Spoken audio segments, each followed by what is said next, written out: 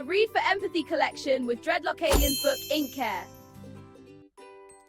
Celebrating the fantastic work EmpathyLab have done over the last decade for sourcing and making available reading titles to encourage and support reading engagement, especially as we go all in during 2026, the year of reading and beyond. Awarded into this year's collection via Caboodle Books and Authors Abroad is my esteemed colleague Richard Dreadlock Alien Grant, former Birmingham Poet Laureate, whose work has been recognised by Her Majesty the Queen. And between us, our work has been used to brief the Cabinet Office. I was fortunate to support proceedings that highlighted the importance of empathy and the crucial themes around it to support well-being, mental health, social, academic and achievement outcomes. Also considered central to character and values, emotional literacy, intelligence and understanding, social and cultural competence, as well as all those amazing transferable life skills. Over the last 10 impactful years, EmpathyLab's collections feature over 500 books. This year alone contains 65, suitable for children and older teenagers, covering a range of themes, including identity, for which Richard Dreadlock Alien Grant's first published book is featured. Formats, as you can see here, diversify across poetry, picture books, non-fiction, graphic and verse novels. But that's enough from me. Congratulations to everyone involved. Now, I'll hand you over to the poet himself, Richard Dreadlock Alien Grant. So first of all, greetings. First of all, I'd like to thank the judges, EmpathyLab 2026, the Read for Empathy collection, for selecting my first book. It's got an award. It's been really, really nice. Thanks to Caboodle Books, famous five of Yvonne, Kylie, Joelle, Lisa and Robin. The first publishers really I felt I could trust my spoken word poems to go into print. And this is the product. Thanks to Joseph Witchell, the artist who brought these poems to life. Memorime Limited, Mr. McGeechee, who's provided me with a creative space to write this book. This poem's called Well Done. It's on page 19. I'll perform this poem and then I'll read a few that have been asked for. So this poem's called Well Done. It's about the importance of reinforcing positively the actions of young people. It's about the first time a teacher ever said well done to me. I wasn't used to being praised a lot. I got told off a lot when I was young. So when I was praised, it didn't end very well. Poem goes like this. Poetry, poetry, poetry.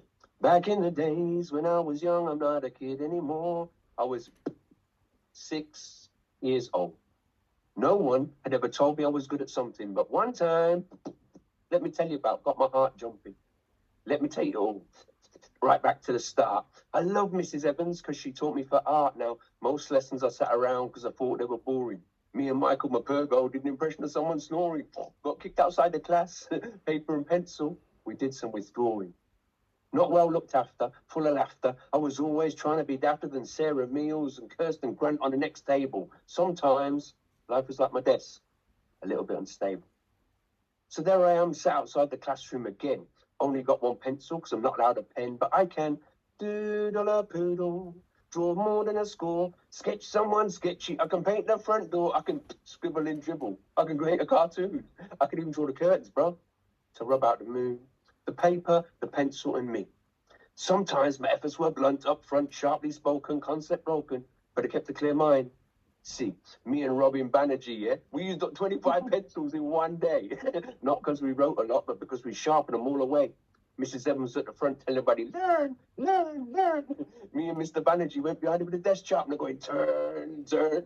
See, we loved art lessons because learning could be fun, especially when I got my work back and it said, well done.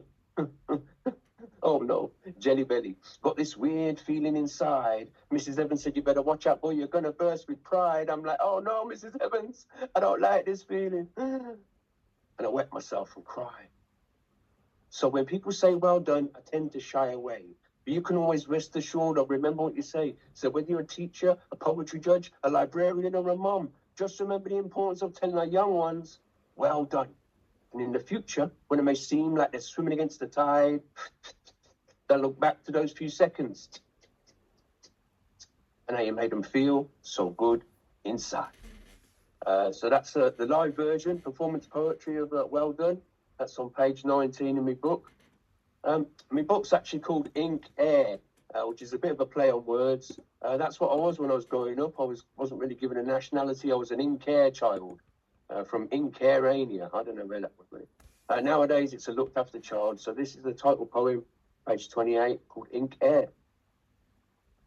Looked after, listened to, but very rarely heard. Sometimes life can seem so absurd. New faces, more cases than your needs need. Talked about in a language that you can't even read. Moved from pillar to post. No pillows or posts. Looking for a new family, but I miss mine the most. Many different ideas of a sit-down Sunday roast. I never knew there's so many ways to burn the toast. Respite for the night that turned into forever. Court orders say the return date will be never. Always make sure I have a paper and pen. I write to me mum and say, we want to come home again. Forget writing, start fighting, and then we run away. We can stay out all night and all day. It does get cold when you're 10 years old and you're told how your life will unfold. So that's the Ink Air, that's the title of that poem. But this is one of my favourite poems from the book. It's to do with Shakespeare. The first time I ever met Shakespeare as an art form, not in real life. Thanks to Mr. Garrett, if you're alive, thanks so much. Because I know you put your hand into your pocket personally to pay for the school trip for this. We all went to see Shakespeare. It goes like this. My first blackter. I made that word up. The first time I saw a dark-skinned man upon a stage was Romeo and Juliet. I was 8 years of age. We went to Stratford-on-Avon with me school. Leather trousers, motorbike. He was so cool. He was Tybalt, one of the fighting brothers. I remember him just more than the others. For a full few minutes, he took the stage glory. Shakespeare version of a West Side Story. I was not making it up. It was his real skin. I bet in real life he would always win. So awestruck that I actually cried. Scene 3, I could not believe he died. I remembered that moment for 50 years. Live poetry had seduced me to tears. I want to be Tybalt under the limelight. I'm going to give it all and get my rhymes tight. I read Shakespeare from cover to cover, and I was searching for that black and more, brother. Be it to see it, be it to see it. That's 27, page 27. And I'd like to finish tonight with a poem called Respect, dedicated to all the teachers. Amazing teachers, so undervalued, so underpaid. Teachers and librarians and reading assistants. This poem's called Respect, which I don't know if you know, but it actually stands for respect every single person, especially class teachers. That's official. Every school, respect. Respect is what you give, not what you take. Respect your friendships or they will break. Respecting letting others take their turn. Knowing that mistakes is how we all learn.